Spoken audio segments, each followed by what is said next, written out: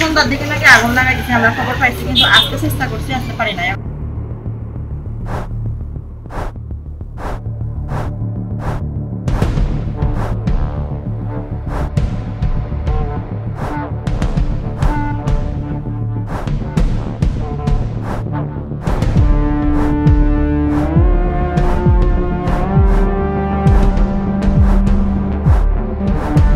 আমরা এখানে প্রতিনিয়ত আমরা এখানে বাঙালি পাহাড়ি মিলে সবাই এখানে একই প্রতিষ্ঠানে চাকরি করি। আসলে আমরা কোনোদিন কাম্য করি নাই যে আমাদের প্রতিষ্ঠানটা যে এভাবে একটা অরাজনৈতিক প্রতিষ্ঠানকে যেভাবে ভাঙবে, এটা আমরা কখনো কাম্য করি নাই। গতকালকে 3টার সময় একটু পরিস্থিতি খারাপ হয়েছিল, পরে আমাদেরকে বলছে যে দোকান বন্ধ করে বাসে চলে যাওয়ার জন্য। পরে আমরা বাসে চলে গেছি 3টার সময়।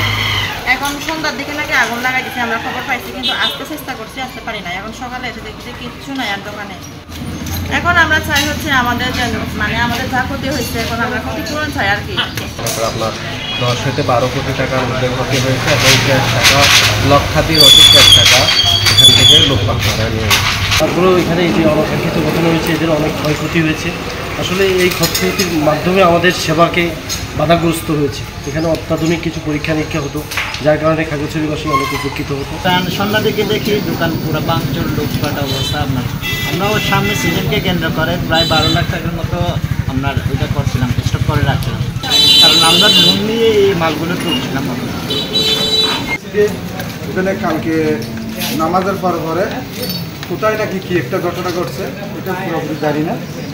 পরক্ষণে দেখলাম বহিরাগত ছেলেমেলে কতগুলি আসিয়া হইহুল্লা করিয়া দোকানপাট এদিকে আসিয়া হাওয়ার করে সবাই এদিকে এসে জড়ো হয়ে গেল সবাই।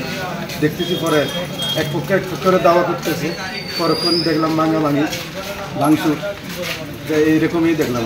আমরা তো ব্যবসায়ী, আমরা তো নিরাপদ বহিরাগত, সবাই বহিরাগত। সেটেলার বলতে কিছু না, আমরা সবাই এখানে কি বাসিন্দা, সবাই সেটেলার না, এগুলো বহিরাগত বাহির থেকে আসছে, আমরা কেউ চিনি না। আমরা এই সার্বিক পরিস্থিতি নিয়ন্ত্রণে আনার জন্য তারা জারি করা হয়েছে। আর আমরা আজকে সরজমিনে দেখলাম পরিস্থিতি ডেভেলপ করার সাথে সাথে আমরা এই তারা জারি করতে পারবো।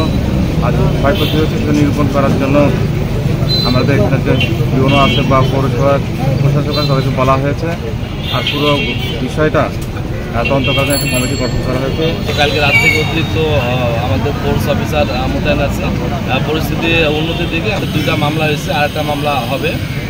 ধর্ষণের মামলা হয়েছে এবং পুলিশ সদস্য যে আহত হয়েছে উদ্ধার করতে গিয়ে আমার অ্যাডিশনাল এসপি ওসি সাহেব এবং সদর ইউনো পুলিশ আসল মামলা হয়েছে। এখানে আপনারা জানেন সেটা আসলে স্কুল, সেখানে 300 বা তারও বেশি ছাত্রছাত্রী ছিল।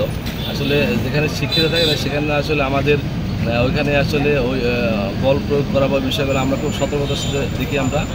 আমরা চেষ্টা করেছি, আমরা পরবর্তীতে আমরা তার উদ্ধার করে আমাদের গাড়িতে করে তার হাসপাতালে নিয়ে গেছি। মানুষকে সচেতন হতে হবে, হ্যাঁ, আইন কোনোভাবে নিজের হাতে তুলে নেওয়া যাবে না। এই বিষয়টা যদি মানুষ বোঝে তাহলে হয়তো অবশ্যই স্বাভাবিক হবে এবং ঘটনা ঘটবে না বলে আমার বিশ্বাস।